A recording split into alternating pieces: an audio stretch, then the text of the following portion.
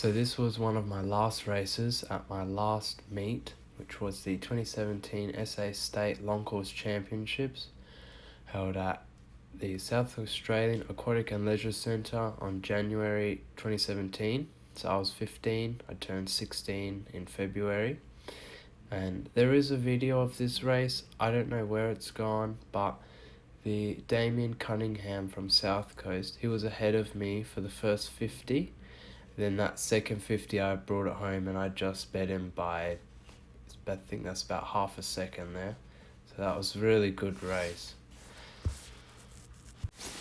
And the reason that guy has a star with me is because he's from interstate. So because this was a South Australian competition, we just got merged in positioning.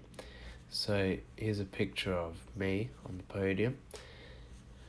And then for the 200 breaststroke, I placed third. Same thing with the merging. Really it was fourth, but I came third in the end.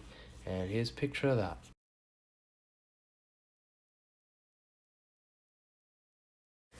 So after this race, I had a serious think with myself about my future in terms of swimming. I'd been swimming for a couple years. I had picked up a decent amount of injuries along the way, which I'm pretty sure was due to my overtraining. I didn't really understand how much I should be training, and so I just thought the more the better. And if the Olympians train 8 times a day, maybe I should do that. Or 8 times a week, maybe I should do that when I'm 12 as well. But I didn't understand building up or loading, how that works with training. So I was all learning, but I realized I kind of stuffed my body up. Next year's year 12. Don't think I'll be able to swim that often and do year 12. So I had to choose between uni or getting my ATAR score to get into uni, or seriously trying to go for swimming. So I decided I'd go take a year off for school, get that out of the way, then I'll come back, see how we feel.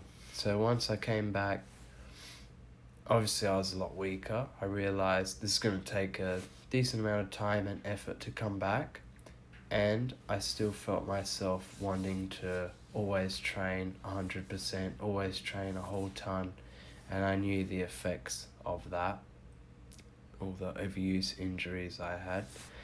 So I decided, I don't think this is going to work. Let's still swim for exercise or whatnot, but I think we're meant to go in a different direction. And so I followed that, and now some other good things have happened. So to conclude, what did I learn from that?